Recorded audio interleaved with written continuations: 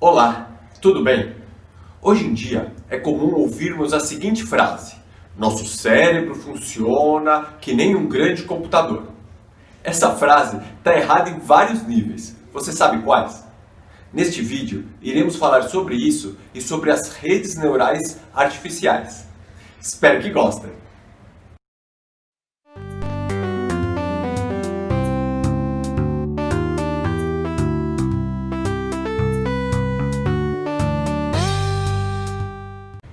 Meu nome é Ângelo, eu sou professor de Inteligência Artificial no Instituto Federal de São Paulo. E o vídeo de hoje abordará o básico sobre as redes neurais artificiais. Você imagina que muitas vezes que a humanidade quis construir suas máquinas e artefatos, ela se inspirou na natureza para isso.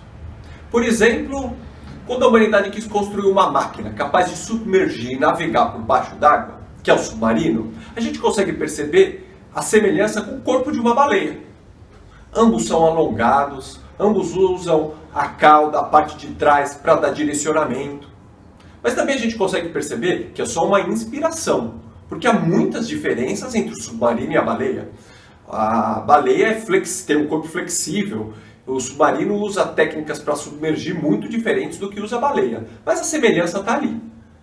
Da mesma maneira, ocorre na área de aprendizado de máquina. Quando a humanidade quis construir uma máquina capaz de aprender, ela se inspirou no cérebro, porque é a máquina que a gente conhece com capacidade de aprendizado. E a mesma coisa ocorre também como a baleia e o submarino, é só uma inspiração. Ou seja, mesmo a rede neural artificial mais avançada que temos hoje em dia, ele é um modelo muito simplificado em relação ao cérebro, muito simplificado mesmo. Então vamos lá, vamos ver como é a estrutura deste modelo de rede neural artificial, que também é conhecida por um outro nome, modelo conexionista. Este diagrama ilustra a estrutura típica de uma rede neural artificial. Então, uma rede neural é formada por um conjunto de processadores simples, que são chamados de neurônios artificiais, que na ilustração são essas bolinhas. Estas unidades de processamento simples são interligadas por um grande número de conexões paralelas, que são chamadas de sinapses, ou pesos sinápticos, que são as retas interligando as bolinhas. E esse é o motivo de se chamar também de modelo conexionista. Conexionista por causa do grande número de conexões existentes numa rede neural artificial. E aqui já dá para perceber a primeira diferença entre uma rede neural, que é inspirada no cérebro, e um computador. Um computador típico tem basicamente um processador, que executa uma instrução por vez, como uma grande fila de informações a serem processadas. Mesmo que o computador tenha vários núcleos, vários cores, ainda assim, este é um número muito baixo de processadores em relação ao modelo conexionista. Além disso, o processador do computador executa um conjunto complexo de instruções. E no modelo conexionista, cada um dos processadores opera apenas funções muito simples. Porém, temos um número massivo deles, todos funcionando em paralelo, assim como os neurônios do nosso cérebro. Então, por mais que um computador tenha vários núcleos, mesmo assim, ainda é um modelo muito reduzido em comparação ao modelo de processamento de uma rede neural artificial. Bem, voltando à estrutura da rede neural, ela agrupa os neurônios da seguinte maneira. Os primeiros processadores formam a camada de entrada da rede, que é a camada que recepciona as informações, que recebe os dados do mundo externo. Os últimos neurônios formam a camada de saída, que é aquela que vai produzir a resposta originada pela rede neural artificial. E, interligando a camada de entrada com a camada de saída, a gente tem a camada intermediária, que também é chamada de camada escondida. Podemos ter uma ou várias camadas escondidas. E são elas que realizam o processamento, ou seja, o mapeamento entre as informações de entrada e as informações produzidas pela rede na saída. Bem, a palavra artificial no nome já ficou bastante clara. Ela serve para diferenciar as redes neurais artificiais das redes neurais biológicas ou naturais. Mas por aqui nós vamos chamar apenas de redes neurais. Você já sabe que eu estou falando das artificiais, certo? Bem, agora vamos ver um pouco mais como funciona essa estrutura neural. Para isso, vamos utilizar o exemplo... Toca a buzina aí onde você está também? Para isso, vamos utilizar o exemplo do desbloqueio de aparelho celular usando a biometria do rosto que falamos no vídeo anterior. Aliás, se você não viu algum dos vídeos que fizemos sobre a introdução ao aprendizado de máquina, o link deles está na descrição desse aqui, certo? A base de dados que a rede neural vai processar está disposta neste formato de tabela. A tabela aqui contém informações sobre a tarefa a que a rede neural será aplicada, que no nosso caso é o reconhecimento biométrico de rostos para desbloqueio do aparelho celular. Então a tabela é formada por um conjunto de características de entrada. Estas características são as informações que serão fornecidas para a camada de entrada da rede. Pode ser, por exemplo, a distância entre os dois olhos, ou a distância do nariz até a boca, e um monte de outras informações que são relevantes para a identificação do rosto. Mas a base de dados também é formada pelos dados de saída, ou seja, se aquelas informações de entrada correspondem ao rosto da pessoa dona do aparelho celular, sim ou não, que é a informação que a gente quer obter na camada de saída da rede.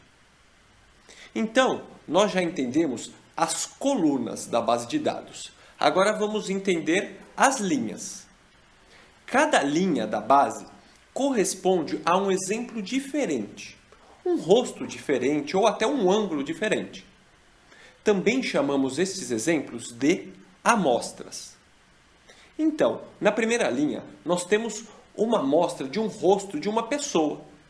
Na segunda linha, uma amostra de rosto de outra pessoa, sempre associadas às saídas desejadas, se é o rosto que eu quero identificar ou não. E assim por diante. Estes 3 pontinhos da última linha significam que a base de dados continua como uma grande coleção de exemplos. Então vamos imaginar que na primeira linha há a informação de uma amostra do meu rosto.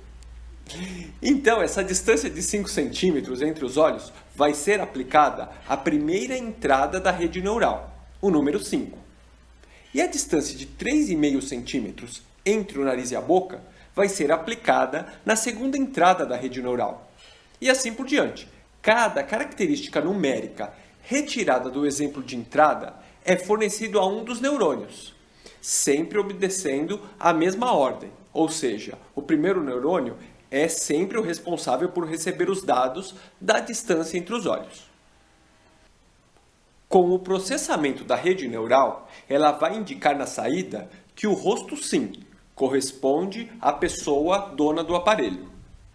Então vamos imaginar que a segunda amostra não corresponde ao rosto da pessoa dona do aparelho.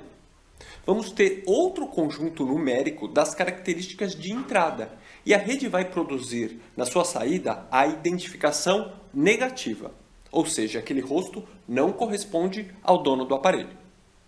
Então a gente já consegue introduzir a função do peso sináptico, ainda numa base conceitual apenas, que é ponderar, ou seja, dar peso, dar importâncias diferentes para cada característica, de forma a associar aqueles números de entrada às respostas desejadas na saída da rede.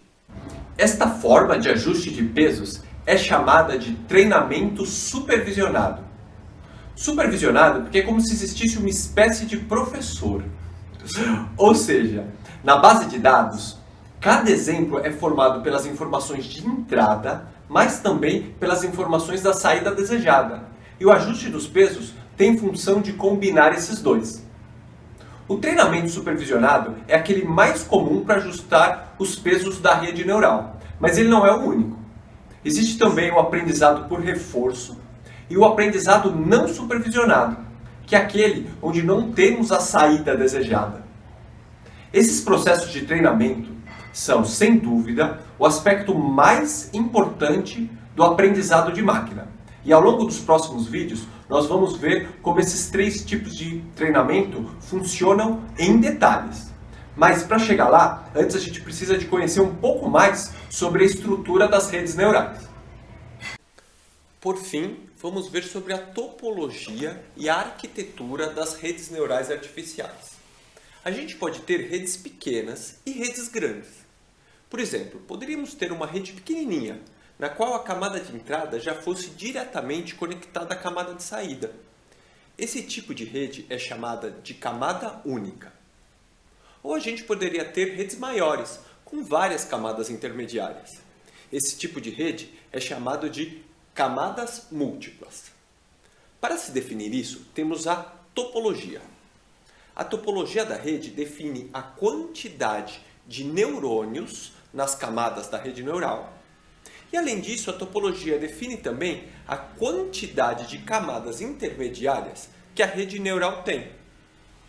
Da mesma maneira, temos a arquitetura da rede neural.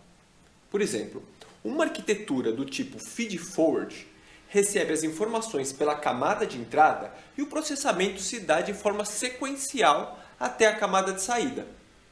Mas podemos também ter arquiteturas do tipo recorrente ou com realimentação, que são aquelas em que a informação produzida pela camada de saída é novamente enviada à entrada, formando uma conexão direta entre ambas as camadas. Como desafio de hoje, eu gostaria que você escrevesse lá nos comentários do vídeo sobre as diferenças entre um cérebro e o computador. E também escrevesse por que será que há tanta comparação entre os dois. Espero que tenham gostado, então, de aprender um pouco sobre as redes neurais artificiais, porque elas têm capacidade de aprender sobre nós. Valeu! Até mais!